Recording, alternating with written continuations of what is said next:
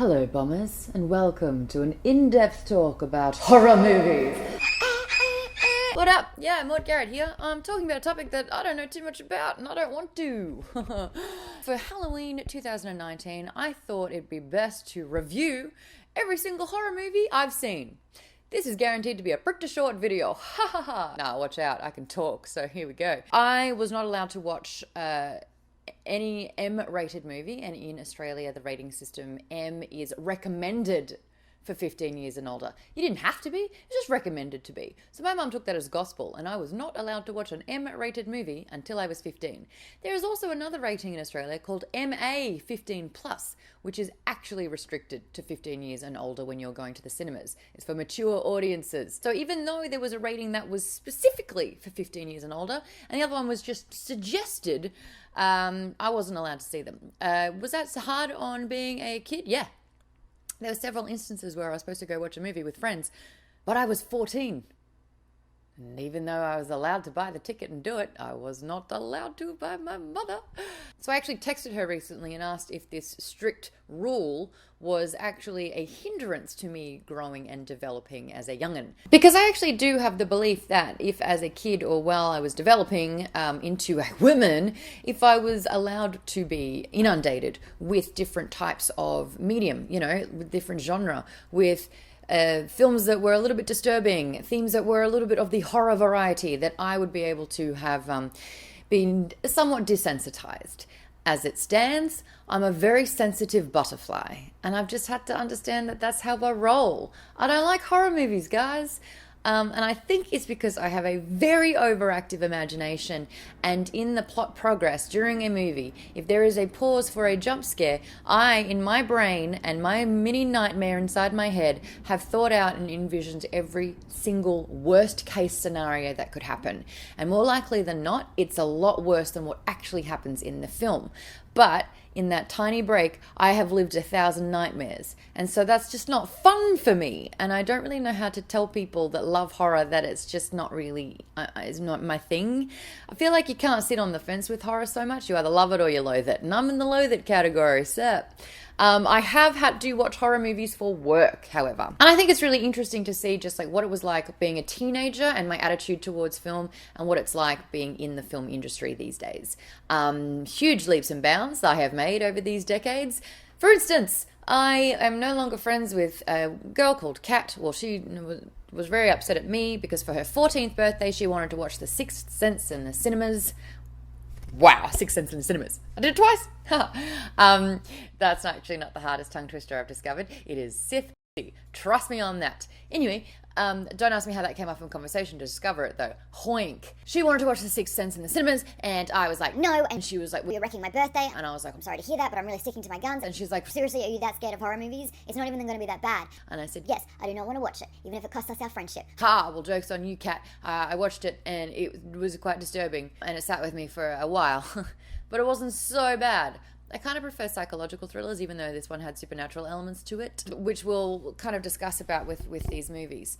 So yeah, 14, wouldn't watch anything outside my comfort zone. For Halloween, when I was 14, again, peer pressure struck, and my compromise was to listen to the horror movie that we were watching. I sat next to the television and watched my friend watch Candyman. And it was still scary. And I'd be like, what's going on? And they're like, just watch it. And I'm like, no. I had my best friend at the time tell me all about Blair Witch Project, and I got scared. I've still not seen that one. But I noticed and realized that I loved hearing about the story. I loved people's words, but I loathed the idea of actually watching the film for myself. That hasn't changed. I still love hearing about horror movies, and I will actually jump on the internet and read in-depth synopses of movies. Most recently, Midsommar. I have read the hell out of that, and I'm so glad I'm not watching it, but it's really cool to discover what it's actually all about. And I'm like, oh, I bet you did some crazy shit with that one, director. I'll take your word for it. I also watched Halloween H2O. I probably would have been 10 times the fan that I am of Jamie Lee Curtis had I watched that movie, like for realsies. I didn't even know her husband was Christopher Guest until she recently tweeted about don't remake Princess Bride. Soz James Lee Curtis. I feel terrible about it. But yeah, 14 years old, my attitude towards horror movies was listening to them was okay. Cut to becoming a film critic and journalist for outlets. I'm an entertainment correspondent for a living. I was asked to do The Conjuring 2 in 2014. 14 years later. Turns out I'm still a little... I was flown to San Francisco, staying at a really nice hotel. That all was wonderful. But during the movie, and it's an Australian director, James Wan. I absolutely adore him. He's fantastic. I really like the actors in it. My future self is in it. Vera Farmiga. It's like watching me, but in the near distant future. Kind of cool. Even though the movie's set in the past. The sound design of horror is what really gets me, and I think that's what it is. It's that really haunting music, and then it's the deathly silence, and that silence can seem to stretch on for ages. So while I'm covering my eyes, because listening to it is how I cope, this silence would kick in, and curiosity would get the better of me, and I'd be like, it's been silent for so long, what's happening? And as soon as I would look, the thing would go. You know, music would go, whatever the extreme thing I didn't want to watch happened, and I shrieked, and it was awful, to the point where I had to physically turn around and put my head into the seat. But then the music and the sound and the silence and then the scary noise was actually becoming too much. So I had to put my hands in my ears. And I would hum, because the humming would drown out the sound. So I was completely not in the cinema, and I was not looking at it, and I was not hearing it, so I may as well not have been there. And then I realized that the song that I was humming to not hear the movie was Ring Around the Fucking Rosie, a haunting children's nursery rhyme. And it was Alicia sitting next to me in the cinema, and she's just as terrible with horror as I am, though she is getting a lot better, and she understands the film side of it, and can detach a lot more than I can, because I get sucked into it, and it's awful. When she heard me, she's like, what are you doing? I was like, oh my God, that's so much worse. What am I doing? Pretty sure in the movie, the clock always stops at 3:06. It's been a while, so I'm not sure if that's the actual time, but let's just say it's 3:06. That night after watching the movie, I woke up in the hotel at 3:06. That. The interview that I did with James Wan, I stormed into the room, and my first question was, are you sadistic? And his maniacal laugh meant that yes, he is, and he'd done his job correctly. What a legend. I respect that.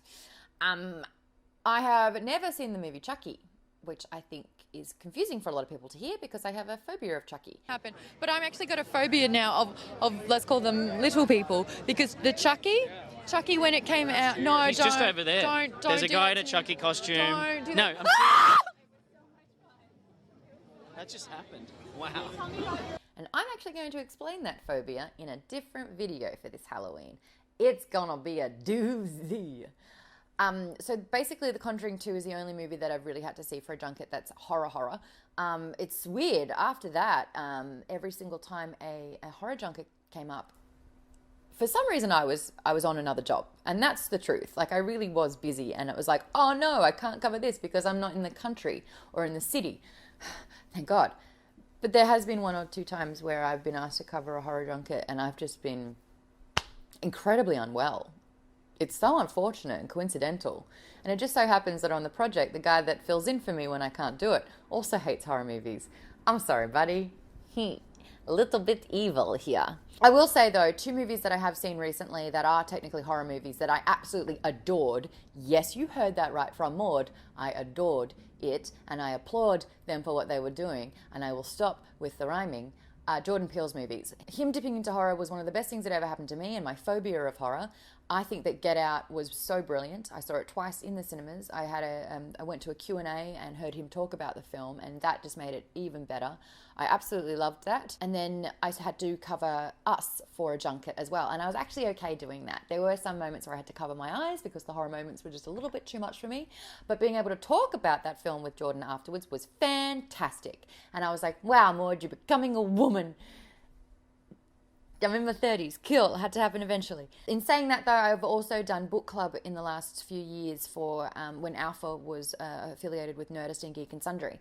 And we read The Shining. Reading The Shining is one thing. Watching it's a very different thing. But guys, I watched it. I watched The Shining, and then I walked my dog around the block at night after, and it was the most traumatic thing ever. I didn't think it was so bad watching it. But then afterwards, when I have time to compress and I think and I think and I overthink and I think a little bit more, all the shadows get a little bit darker, all the movement gets a little bit freakier, and I really do psych myself out into a really bad place, even if the movie wasn't terrible. Does that make sense? Like, yeah, lights on after that one, to sleep with the lights on and cuddle my dog a little closer. And I've also realized that psychological thrillers in the horror genre isn't as bad for me to take on as well. I watched Silence of the Lambs. That was a movie that I've been putting off for a very, very long time. I remember my parents renting the VHS when I was a kid and seeing the butterfly over Jodie Foster's mouth, and I was just like, nope, nope, nope, nope. And then hearing more and more about it, it's like Hannibal Lecter, he's just a psychopathic murderer, and I was just like, I really kind of get fascinated with, I love Mindhunter. I kind of love delving into the mind of these criminal cases. So I was like, I think I could do this one. That movie was great. I loved it. Watching it was absolutely fine. I didn't really feel necessarily freaked out. I thought it was really well done. I think the acting was spectacular. And I actually caught the little twist moment that they had in there. I was like, wait a second, I bet this is the case. And when the movie kept going on, I was right. And I was like, haha, does that mean I'm as brilliant as someone who wants to kill for a living? Or should I just write horror? I quickly stamped out both of those ideas quite severely and really realized that I was giving myself an unnecessary compliment. If that's what helps me get through horror movies, so be it. Maude, you legend. High five. Yeah, cool. So anyway, there are my reviews. Well, basically it's just me listing all the horror movies that I've seen and whether they were bearable or unbearable. Just to recap, The Conjuring 2, unbearable, nightmarish, never want to go there again. Me just clapping, high-fiving myself, re-triggered the moment in that movie. I didn't like it. I didn't even think I could tell you the premise of it because my hands were so far in my ears and my eyes were so closed that, whoops. But hey, that was work. Yay. So in saying that, I really liked Get Out. I really liked Us. The Shining was great. Silence of the Lambs was completely bearable, if not somewhat enjoyable. Who am I becoming? I tried to watch The Quiet Place on an airplane, and again, taking the sound out really helps me. So I watched it on mute. Turns out that movie doesn't really have much dialogue at all, and watching it on mute didn't really help at all, and it was too scary for me, so I couldn't finish that one. I couldn't finish Paranormal Activity 4 when I was doing radio around Australia in 2011. For Halloween, they sent me to see that movie and strapped a heart monitor onto me and had live readings of how fast my heart was going throughout the film. One little thing happens in the middle of the movie, and I was absolutely out of there. I ran out of the cinema. So, didn't get to finish that one. For me, I guess moving forward, I will still continue to read about horror movies, especially gripping ones that really mess people up. I've heard from 4 different people the premise of Hereditary, and each time people really struggle to tell me what that's about, except that it really messed with them, and I'm like, that's cool. I'll never watch it. So knowing all of this about me now, what recommendations do you have for me when it comes to horror movies? I might dabble this Halloween, or I can get a full night's sleep and love my life. Either way, thank you for letting me chat about this crazy topic.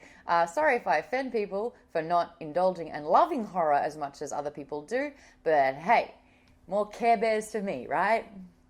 Pew! Rainbow goodness.